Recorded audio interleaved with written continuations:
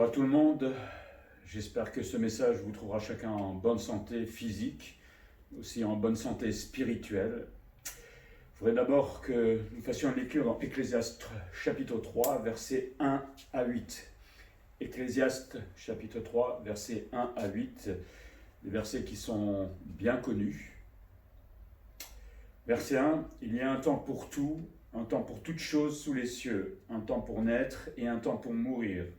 Un temps pour planter et un temps pour arracher ce qui a été planté, un temps pour tuer et un temps pour guérir, un temps pour abattre et un temps pour bâtir, un temps pour pleurer et un temps pour rire, un temps pour se lamenter et un temps pour danser, un temps pour lancer des pierres et un temps pour ramasser des pierres, un temps pour embrasser et un temps pour s'éloigner des embrassements, un temps pour chercher et un temps pour perdre, un temps pour garder et un temps pour jeter, un temps pour déchirer et un temps pour coudre, un temps pour se taire et un temps pour parler, un temps pour aimer et un temps pour haïr, un temps pour la guerre et un temps pour la paix.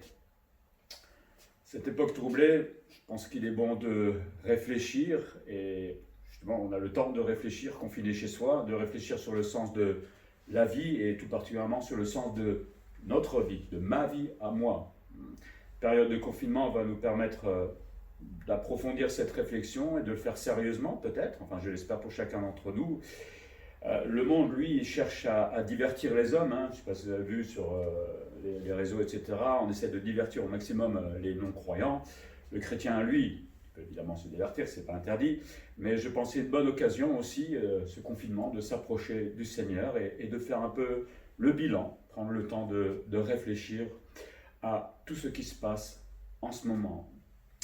J'aime beaucoup ce texte, je ne vais pas voir chaque détail de ce texte d'Ecclésiaste, mais il y a un temps pour le confinement, il y a un temps pour la réflexion, et le premier point que j'aimerais aborder, c'est un temps pour réfléchir sur la chute de l'homme. Je pense que c'est bien de temps en temps s'arrêter et de se souvenir de cela, se souvenir de l'origine en fait de tous les maux, des maladies, et peut-être même de ce qu'on vit aujourd'hui.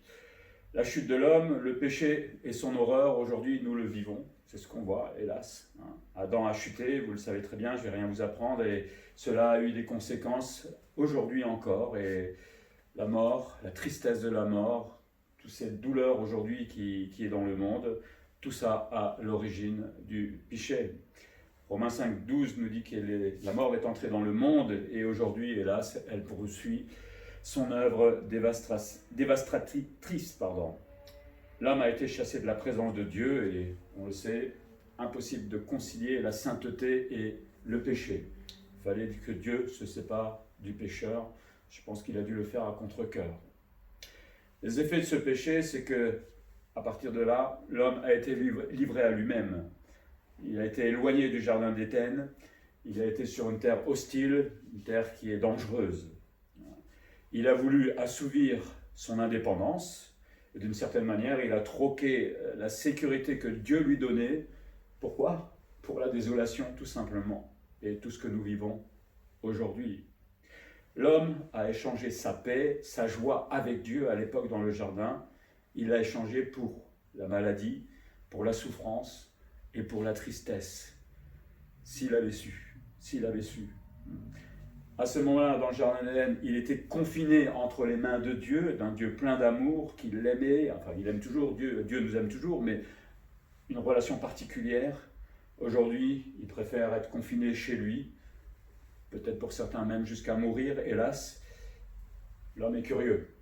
Mais c'est la réalité d'aujourd'hui, et ce qui se passe dans l'actualité nous rappelle effectivement que le péché est bien là dans le monde et est encore agissant. Cette chute fait réfléchir aussi dans le sens de l'obéissance et de la désobéissance de l'homme envers Dieu. On le sait, Adam a désobéi, malgré toute la liberté qu'il avait dans le jardin d'Éden et que Dieu avait laissé à l'homme. Il a demandé une seule chose, c'était de lui obéir. C'était pas grand-chose, pas manger le fruit de l'arbre. Mais l'homme, un peu effronté, je crois, a préféré désobéir, et cela a produit la mort et toutes les choses que nous voyons aujourd'hui. Heureusement, Dieu nous aime, et Dieu a prévu le salut en Jésus-Christ. On aurait pu éviter la mort de Jésus-Christ, on aurait pu même éviter la mort de tous les hommes. Bon, c'est comme ça, mais Dieu avait prévu toutes ces choses bien avant que ça n'arrive. Et on peut remercier le Seigneur pour cela. Aujourd'hui, l'homme n'a pas vraiment tiré les leçons de la chute, j'ai l'impression, à part peut-être les chrétiens, mais globalement, parce qu'il poursuit délibérément son désir de désobéir à Dieu. Et puis parfois, il s'arrête et se pose la question, mais qu'est-ce qui se passe, hein? Il est étonné des conséquences. Mais comme il ne veut pas reconnaître Dieu ni le péché, forcément, il va chercher ailleurs. La question se pose aussi pour nous qui sommes chrétiens. Est-ce que nous-mêmes, nous sommes obéissants? Ce confinement, ce moment, ce temps, peut-être, ça nous permet de nous poser aussi des questions vis-à-vis de nous-mêmes. On aime bien jeter la pierre chez les autres, mais est-ce que moi-même, je suis obéissant? Dieu permet parfois des temps, et particulièrement peut-être ce temps, pour que nous, en tant que chrétiens, nous réfléchissions aussi à la vie chrétienne, à notre vie chrétienne. C'est l'occasion de faire le bilan, j'ai envie de dire. Cette chute de l'homme rappelle aussi la fragilité de l'homme. On peut lire dans le psaume 103, 15 à 16. « L'homme, ses jours sont comme l'herbe, il fleurit comme la fleur des champs. Lorsqu'un vent passe sur elle, elle n'est plus, et le lieu qu'elle occupait ne la reconnaît plus. » On le sait, l'homme est fragile, et la Bible nous rappelle que la finalité de la vie de tout homme est évidemment la mort. En tant que chrétien, on attend évidemment l'enlèvement de l'Église, mais bon, on verra bien. Et c'est bon de s'en souvenir que la finalité de l'homme et de la vie, c'est la mort, parce que si j'en prends conscience, forcément, je veux me préparer à rencontrer le Créateur. En tant que chrétien, je me prépare à cela, évidemment. Et je pense au monde. Et Dieu a laissé suffisamment de temps à l'homme, depuis des milliers d'années, pour ne pas prendre à la légère le salut qu'il était en train de leur offrir. Se souvenir de la fragilité de la vie, ça nous rappelle aussi que rien n'est acquis en fait. Rien. On vivait tranquillement il y a encore un mois ou deux, on entendait parler légèrement d'un virus quelque part, mais pour nous ça ne nous concernait pas et aujourd'hui nous sommes confinés, nous n'avons pas le droit de sortir comme nous voulons, mais personne n'avait pensé à ça. Les choses peuvent changer du jour au lendemain. Rien n'est acquis. Parfois nous vivons un peu comme si on n'allait pas mourir demain. Moi, le premier, évidemment, parce qu'on court, parce qu'on a les activités, il y a un tas de choses, mais de temps en temps, c'est bien de s'arrêter et de revenir dans la réalité. Parce que cette pandémie rappelle que finalement, on ne contrôle absolument rien. Un tout petit virus paralyse la Terre entière, paralyse les nations. C'est incroyable quand on y réfléchit un petit peu. Et même qu'en tant que chrétien, je peux me dire, rien n'est acquis. Et en me disant cela, parfois on peut se dire quand même, est-ce que je ne néglige pas ce que Dieu me demande? Je cours, je vais à droite à gauche, j'ai des activités, j'ai un tas de choses à faire, et stop! Occasion de réfléchir, est-ce que moi-même, je ne néglige pas ce que Dieu me demande? Ou ça ne m'intéresse peut-être pas. Mais hélas, j'espère que ça sera le plus loin possible, mais chacun d'entre nous, sa vie prendra fin un jour ou l'autre. Est-ce que, si ça arrivait bientôt, est-ce que j'aurai à rougir devant le Seigneur ou est-ce que je suis prêt à le rejoindre aujourd'hui? Finalement, cette fragilité de l'homme aussi nous rappelle que nous dépendons entièrement de Dieu, de ce Dieu qui est absolument souverain. Le psaume nous rappelle qu'il tient ma vie entre ses mains, il connaît le nombre de mes jours. Lui sait quand je vais le rejoindre, moi pas. Mais lui sait. Lui n'a pas besoin de se préparer, mais moi j'ai besoin de me préparer. Je vis aujourd'hui non pas grâce à mes efforts, j'essaie d'être en bonne santé, oui, on essaie de faire les bons gestes, ça c'est très bien même, mais je dépends entièrement de Dieu. Heureusement que la grâce de Dieu est là et chaque jour que je peux vivre, je devrais être reconnaissant. Et chaque matin, quand je me réveille, merci Seigneur pour la nouvelle journée que tu m'offres aujourd'hui. Et cela ne signifie pas qu'il ne faut pas être prudent. Je crois que le gouvernement et la sagesse voudraient que si moi je ne suis pas malade, tant pis pour les autres. Non, surtout en tant que chrétien, on est appelé à aimer le prochain. Je vais me confiner, je vais prendre mes distances les uns avec les autres parce que l'amour, c'est aussi protéger l'autre. Vous ne savez pas si vous-même vous êtes contaminé. Dans ce cas-là, on ne veut pas contaminer les autres. Voilà donc un temps qui est fait pour nous faire réfléchir sur le péché, mon péché peut-être, mais particulièrement sur l'horreur du péché. Et tout ce que ça provoque actuellement. Et si j'y réfléchis, ça va peut-être me donner envie aussi de changer, m'améliorer, de vivre cette vie de sanctification que le Seigneur nous demande. Deuxième point, un temps pour faire le point sur sa vie chrétienne. On se souvient d'où vient le péché, mais là on peut aussi prendre le temps de se souvenir et ma vie chrétienne. Qu'est-ce que j'en fais vraiment? Depuis que je suis né de nouveau, où est-ce que j'en suis? Si je devais dresser le bilan aujourd'hui. Et ce temps, justement, de confinement, ce temps me permet de faire le point, peut-être déjà sur la réalité de mon humilité. Est-ce que je suis vraiment humble? Si je posais la question à tout le monde, on dirait tous, oui, je suis humble. Mais est-ce que je réalise que je ne suis pas forcément? Ce temps, c'est peut-être là pour nous faire réaliser notre petitesse, et donc l'humilité, évidemment. Et surtout en tant que chrétien, est-ce que nous sommes vraiment humbles devant Dieu? On a tous de l'orgueil, je crois que personne n'est parfait dans cette humilité, mais quand même, à un moment, on peut se poser la question, est-ce que c'est mon orgueil qui dirige ma vie? Et vous savez, l'orgueil, ça crée beaucoup de choses, de tristesse dans l'homme. Ou est-ce que j'essaie d'être humble et de faire comme le Seigneur me demande? Dieu permet des temps difficiles, il l'avait permis pour Job, pourquoi il ne le permettrait pas pour nous? Mais il ne le permet pas par hasard, il le permet pour faire le point. Job a fait le point à ce moment-là avec Dieu. Et nous-mêmes, c'est peut-être la bonne occasion de faire le point, parce que nous avons le temps déjà de le faire. Le point sur nos habitudes, le point sur nos attitudes, le point sur ma vie chrétienne, tout simplement. Une bonne occasion de prendre du recul et de s'humilier devant Dieu. Moi, je crois que c'est important de le faire. L'occasion de lui demander pardon, peut-être pour mes négligences, de peut-être trop courir, de ne pas m'asseoir de temps en temps au pied de Jésus-Christ. Un temps peut-être pour se restaurer, mais spirituellement, ou restaurer des relations les uns avec les autres.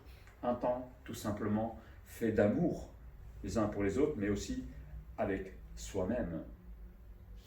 Un temps pour réaliser le temps qu'on perd. Dans Éphésiens 5, 16, il est dit « Rachetez le temps car les jours sont mauvais ». Des fois on l'a lu il y a encore quelques semaines peut-être, et on l'a lu vite fait, mais aujourd'hui les jours sont vraiment mauvais. Et c'est l'occasion de réfléchir sur ce temps que nous avons et que Dieu nous donne, mais que peut-être nous gâchons parmi les une activités qui ne servent pas forcément à quelque chose, plutôt que s'approcher de Dieu, se nourrir spirituellement et marcher avec lui. On court tous, on court vite, c'est vrai que le monde nous y pousse quelque part, mais souvent on court, mais pas vraiment vers l'essentiel. C'est ça le problème. L'Ecclésiaste nous rappelle dans le chapitre 1, verset 2, que tout est vanité.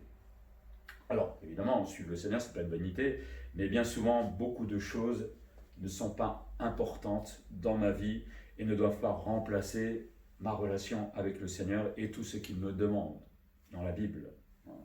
Cette épreuve, en tout cas pour moi, je ne sais pas pour vous, mais pour moi, permet de remettre les pendules un petit peu à l'heure. Qu'est-ce qui compte vraiment pour moi dans ma vie? Qu'est-ce qui compte vraiment? Est-ce que c'est les loisirs, les activités, ma profession, ou est-ce que c'est Jésus-Christ et ma relation avec lui qui compte? L'occasion de faire aussi le point sur ma maturité chrétienne. Alors, je ne sais pas où chacun en est, mais normalement, le Seigneur nous demande d'être mature, en tout cas de tendre vers cette maturité chrétienne.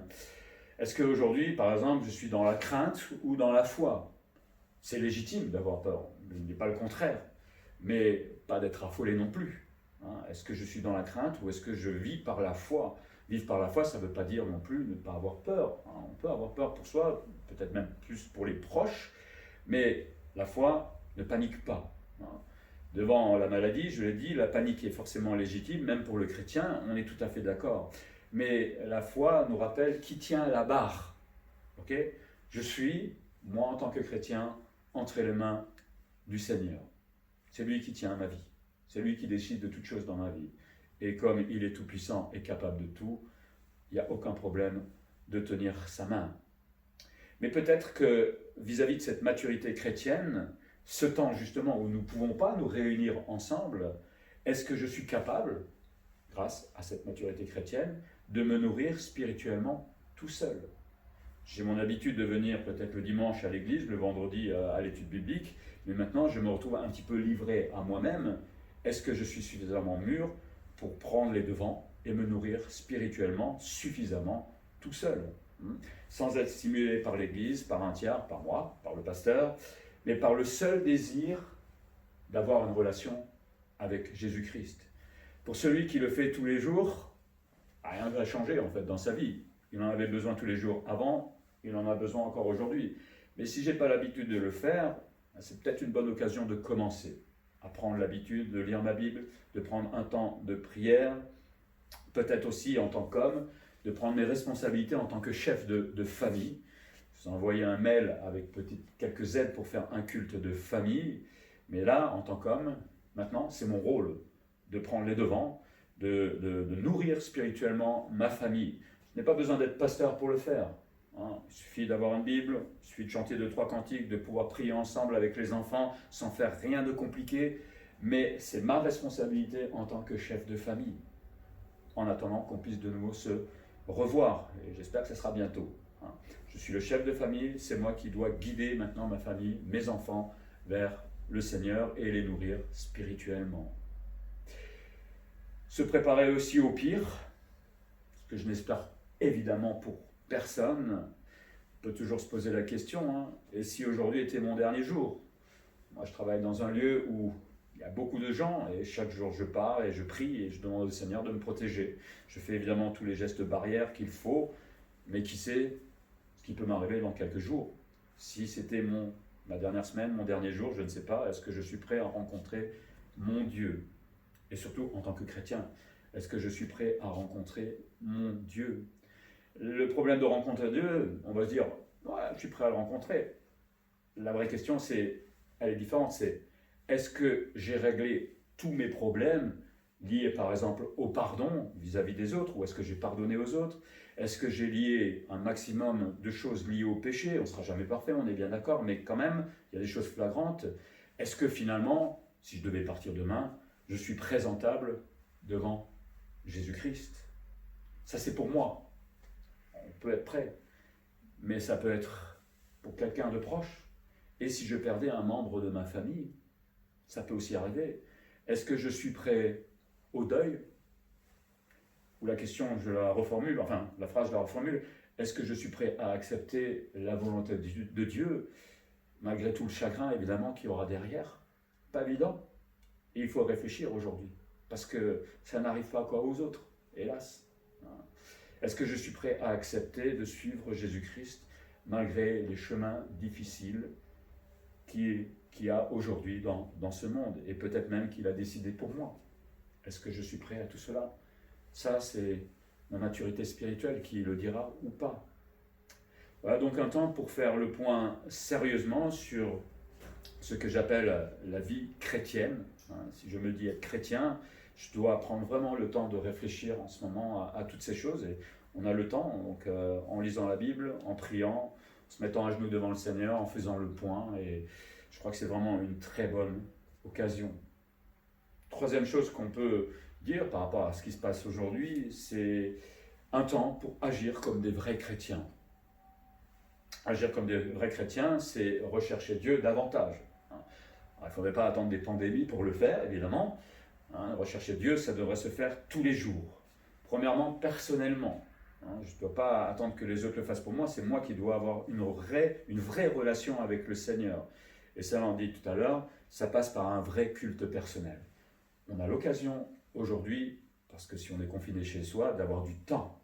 Et donc, d'ouvrir la Bible, de prendre un chapitre par jour, de le lire, de le méditer personnellement, pourquoi pas avec son époux, son épouse, ou peut-être avec les enfants, mais j'ai le temps de le faire. Là, on n'a plus d'excuses. J'ai le temps ensuite de prendre un moment dans la prière, occasion de prier pour soi, de repentance, l'occasion de prier aussi pour les uns et les autres de l'Église, pour nos familles, pour tous ceux que l'on connaît. J'ai l'occasion de faire un vrai culte personnel. Et peut-être durant ce temps, je vais prendre l'habitude tous les jours de le faire. Et quand tout rentrera dans l'ordre, et j'espère que ça sera bientôt, eh bien peut-être que j'aurai pris cette habitude et j'aurai plus jamais envie d'en changer, parce que je vais me rendre compte que ça me fait beaucoup de bien et j'en aurai besoin tout simplement. Cette recherche de Dieu, c'est aussi une vie consacrée et une vie sanctifiée. C'est pas moi qui le demande, c'est le Seigneur. Chacun sait où il en est vis-à-vis du Seigneur dans ce domaine-là.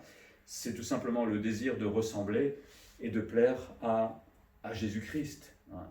C'est ma maturité spirituelle qui me pousse en fait à vouloir vivre consacré et sanctifié. Hein. Ça démontre aussi ma maturité spirituelle. Et le chrétien devrait en fait avoir envie d'avoir une foi de plus en plus solide, hein, pour être prêt à tout justement. Et peut-être par rapport à ce qui se passe aujourd'hui. Alors on le sait, la foi ne grandit pas comme ça. Il faut passer par l'épreuve, par la difficulté. Et si vous voulez grandir, ben, le Seigneur permettra des fois certaines choses pour qu'on grandisse, qu'on le veuille ou qu'on ne le veuille pas de toute façon. Mais il faut désirer cette foi qui est grandissante, cette consécration, cette vie sanctifiée. Ça, c'est la recherche, on va dire, personnelle. Normalement, en temps normal, c'est par les activités qu'il nous a ordonnées. Il y a ce qu'on appelle le programme Église, qui a été conçu justement pour nous préparer à ces situations. Hein. Je me souviens qu'on avait parlé il y a quelques temps, et s'il nous arrivait un malheur, qu'on ne pouvait plus se réunir parce qu'il y a la persécution, etc., c'est pas la persécution, mais on peut plus se réunir. Hein. Donc, c'est pas quelque chose que je disais en l'air. Mais le programme Église qu'on avait avant cette pandémie, avant qu'on ne puisse pas se réunir, était là pour nous préparer à maintenant, tout simplement. Il a été conçu pour nous préparer à ces situations. Si un jour la persécution vient, ça sera exactement la même chose. Mais est-ce que je me suis préparé avec ce programme Église? Ou est-ce que je me dis, j'irai de temps en temps, de façon religieuse, tout simplement à l'Église? C'est important.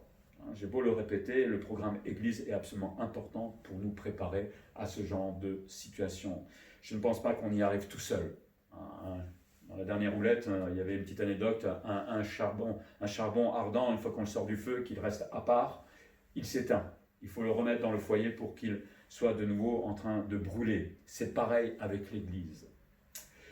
Il y a ce programme aussi communion fraternelle qui se fait dans l'Église, mais aussi peut-être par des visites, par des repas, par un tas de choses, et qui nous permet de nous entraider. Alors aujourd'hui, on ne va pas forcément le faire dans l'Église, mais cette communion fraternelle, on peut continuer à la voir. On peut s'envoyer des SMS les uns les autres. On peut apprendre à se connaître justement les uns et les autres par le téléphone. Comment est-ce que tu vas? Prendre des nouvelles des uns et des autres. Je vais essayer de le faire un maximum avec chacun d'entre vous, avec le temps que j'ai, parce qu'il passe très vite, mais je vais essayer quand même de conserver ce lien les uns avec les autres. Mais on a le temps de téléphoner, pour ceux qui sont à la maison. On a le temps d'être sur Facebook, on a le temps de faire beaucoup de choses et de démontrer de l'amour les uns pour les autres au travers de cette communion fraternelle. Bon, ces programmes ont cessé, on va dire, de façon physique, et nous avons la chance aujourd'hui d'avoir Internet, donc même confinés, on peut d'une certaine manière continuer ces activités. Et donc, nous avons l'étude biblique le vendredi soir, on a fait des tests, j'espère qu'on va s'améliorer, et si vous voulez, il suffira de vous connecter, et vous pouvez participer en direct à l'étude biblique, interagir, c'est extraordinaire. On peut s'appeler les uns les autres, on peut s'écrire, on peut faire un tas de choses pour conserver le lien et faire de telle sorte à ce que le programme Église, même si nous ne pouvons pas faire ici, si ça est déshonnête à être riche, nous pouvons continuer à le faire au travers d'Internet, au travers de tout ce que la technologie nous donne aujourd'hui. J'ai envie de dire presque merci Seigneur pour tout cela. Autrement, on ne pourrait même pas s'appeler. Un temps pour agir comme de vrais chrétiens en priant, sans cesse et avec ferveur. On répète toujours les mêmes choses, mais peut-être là, justement, de se rendre compte que la prière, c'est pas un loisir, c'est quelque chose d'absolument sérieux, et le Seigneur nous a dit de prier sans cesse. Il ne l'a pas dit comme ça, il l'a dit très sérieusement. Et la prière ne se fait pas urgente uniquement quand il y a un virus. Il y a un autre virus qui s'appelle le péché, et il est là tous les jours, et ça devrait être urgent. Mais la prière est une affaire sérieuse pour le chrétien et pour l'Église. Sérieuse pour soi d'abord, parce que je vais prier pour mes besoins, ça c'est clair, mais normalement la Bible nous apprend aussi à prier pour les frères, pour les sœurs, pour le monde, pour les autorités, et particulièrement aujourd'hui, elles en ont besoin. Mais aussi prier ensemble, parce que prier ensemble, ça permet la communion fraternelle, mais dans la prière. Alors, cette communion fraternelle, j'ai envie de dire, elle n'est pas que dans l'Église, le fait de prier les uns pour les autres, c'est toujours une communion qu'on a dans la prière, et là, je vous encourage vraiment chacun à prier les uns pour les autres. Mais c'est bien d'être ensemble aussi et de pouvoir, comme on le fait le mardi soir ou le vendredi soir, d'être ensemble en tant que chrétiens et de prier. Peut-être qu'aujourd'hui, on va se dire que plutôt que faire telle activité, je peux peut-être la décaler et me dire, allez, mardi, vendredi soir, j'ai compris maintenant l'urgence de la prière et l'importance de la prière et je vais peut-être faire passer certaines choses en second plan par rapport à cette activité qui est absolument, absolument importante. Le Seigneur l'a répété plusieurs fois dans la Bible, c'est pas par hasard, c'est que c'est important pour lui, à nous de le comprendre. Et j'espère que peut-être cette période va nous faire prendre conscience de cette importance de la prière. La Bible, on l'a dit tout à l'heure, nous demande de prier pour les autorités. C'est dans 1 Timothée chapitre 2, versets 1 à 4. Prier pour les autorités aujourd'hui, je crois que c'est extrêmement important, déjà avant, mais prier pour que Dieu leur donne de la sagesse, et ils en ont besoin, leur donne de prendre les bonnes décisions pour notre pays, parce que c'est quand même eux qui sont à la barre de ce pays. Ils ne sont pas forcément chrétiens, mais Dieu peut leur donner de la sagesse aussi, c'est lui qui les a instaurés. On rappelle la Bible aussi, alors prions régulièrement pour ces autorités, pour que Dieu leur donne vraiment de la sagesse. On peut prier aussi pour le monde des soignants, pour les médecins, pour tous ceux qui sont en train d'agir vis-à-vis de cette pandémie. Ils ont besoin du soutien dans la prière. Mais quand la pandémie va partir, j'espère vite, il faudra que ces prières continuent à être régulières, plus forcément vis-à-vis de cette pandémie, mais il y a tellement d'autres sujets. Par exemple, dans 1 Timothée 2, justement, il dit qu'on doit prier sans cesse pour nos autorités, pour que nous puissions vivre paisiblement notre foi dans notre pays. Je ne sais pas si tout le monde l'a compris, c'est important, parce que pour l'instant, nous ne sommes pas persécutés, mais il faudra avoir la visite d'autres chrétiens en Chine ou ailleurs. Eux sont persécutés pour leur foi et eux comprennent ce que ça veut dire de prier pour les autorités. La Bible nous appelle aussi à prier dans Jacques 5,14 pour les malades. J'espère que personne n'a quelqu'un de touché dans la famille. Je vous l'ai dit par email que ma maman a été atteinte. Pour l'instant, ça va. Elle a le moral, elle est chrétienne. Donc, je suis heureux qu'elle garde le moral. Mais merci pour vos prières déjà. Mais si jamais ça arrivait dans vos familles, n'hésitez pas à venir me le partager, que je puisse aussi le partager aux autres et que nous puissions vraiment faire une chaîne de prière les uns pour les autres et pour les éventuels malades. On peut déjà prier avant d'être malade, ça aussi c'est pas mal. Que le Seigneur nous protège, et particulièrement ceux qui doivent se déplacer au travail. Que le Seigneur les protège. Mais il ne faut pas que ce soit l'urgence qui nous motive à prier. Il ne faut pas que ce soit le danger actuel qui nous motive à prier. Il faut simplement que ce soit l'ordre du Seigneur, prier sans cesse, qui me motive à me mettre au travail. C'est bien d'avoir l'urgence, de comprendre que c'est important, mais c'est l'ordre du Seigneur qui nous a donné, auquel il faudrait obéir, qui doit motiver notre vie de prière. Elle devrait être motivée pas seulement quand la mort frappe, mais elle doit être motivée tous les jours, pour tous les domaines, mais motivée parce que le Seigneur me le demande. Une troisième chose que je peux faire pendant ce temps, c'est-à-dire en tant que vrai chrétien, agir comme un vrai chrétien, c'est témoigner.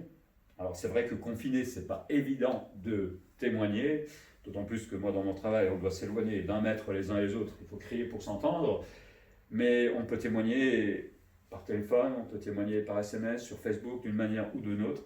Nous sommes témoins de Jésus-Christ. Et cette pandémie est une bonne occasion de témoigner, justement, même si on ne peut pas le faire directement, mais peut-être de faire prendre conscience aux gens que, voyez, la fragilité de votre vie, on ne le réalise pas quand il n'y a pas de pandémie.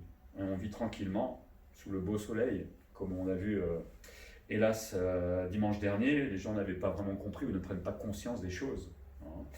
Mais c'est face à la mort, ou à la possibilité de la mort, que bien souvent, au moins certains se mettent à réfléchir sur le sens de leur vie, et c'est peut-être là une bonne occasion de leur parler de Jésus-Christ et du salut qu'il veut leur offrir.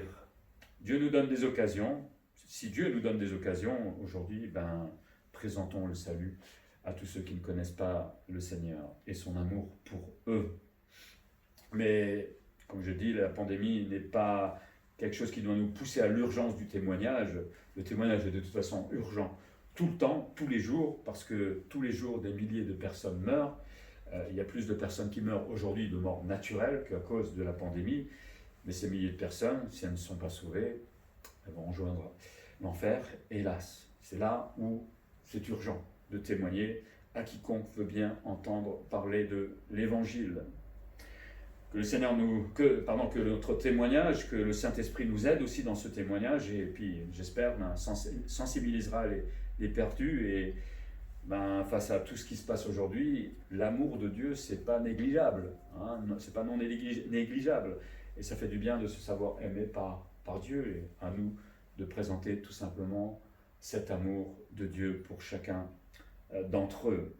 Voilà donc un temps de pandémie peut-être, durant lequel je pense que nous, chrétiens, nous devons savoir prendre nos responsabilités, nous approcher de Dieu vraiment sérieusement, comprendre l'importance de s'approcher de Dieu, un temps pour prier sérieusement, apprendre à prier, pourquoi pas, dans la régularité, dans les sujets, dans la diversité des sujets, mais apprendre à prier surtout pour nos autorités qui en ont besoin, je l'ai déjà dit, apprendre à prier les uns pour les autres pour que Dieu nous préserve de tout problème. Voilà un temps que le Seigneur nous donne, à nous de l'utiliser. Pour terminer, face à cette pandémie, n'ayons pas peur. Je sais, je suis comme vous, je vais au boulot, je me pose toujours des questions, mais nous, en tant que chrétiens, je pense que nous ne devons pas avoir peur, mais plutôt avoir la foi et agir en tant que chrétiens. S'il devait m'arriver quelque chose, je sais où je vais, et c'est toute ma joie de rejoindre le Seigneur. Je ne suis pas pressé non plus, évidemment. Mais avoir la foi ne signifie pas agir n'importe comment. On est bien d'accord, hein. Le monde agit n'importe comment, mais en tant que chrétien, je me sens responsable vis-à-vis de l'autre. Et je veux être prudent d'abord pour moi-même. Ces gestes barrières ne sont pas là pour rien. Elles me protègent moi, mais elles protègent surtout l'autre. Et si je dis être chrétien, ça veut dire que j'aime mon prochain comme moi-même. Et si je ne fais pas ces gestes barrières pour mon prochain, c'est que je ne l'aime pas. Alors je sais que c'est une discipline, c'est pas évident, je vois ça à mon travail, toujours être à 1 mètre, c'est pas évident, mais il faut que je l'aie dans la tête, hein, et que je prenne le temps d'y réfléchir parce que c'est un geste d'amour vis-à-vis de mon prochain. Je veux être prudent pour ma vie, mais je veux être aussi prudent pour la vie des autres. Ça, c'est de l'amour. Gardons espoir, prions, comme on l'a dit, pour que le Seigneur ait pitié de cette humanité qui, hélas, s'éloigne de plus en plus du Seigneur. Je ne vais pas vous dire pourquoi Dieu permet cela, je n'ai pas la réponse. La seule chose que je peux dire, c'est que nous pouvons garder espoir, que nous pouvons prier pour que le Seigneur ait justement de la miséricorde pour tous ceux qui ne le connaissent pas, une bonne occasion pour eux de se repentir et de l'accepter dans leur vie. Que Dieu nous protège tous, et je prie pour cela régulièrement, et qu'il fasse ce qu'il voudra de nous. Ça, c'est aussi la foi. Que le Seigneur vous bénisse, je vous aime, et continuons à prier les uns pour les autres. N'hésitez pas à me téléphoner si vous en avez besoin, je suis vraiment là pour chacun d'entre vous. Vous pouvez me téléphoner après 14h, c'est à ce moment-là que je sortirai du travail. Voilà, que le Seigneur vous bénisse, et j'espère que bientôt je pourrai prêcher à une salle qui est pleine. Merci Seigneur pour ton amour. Amen.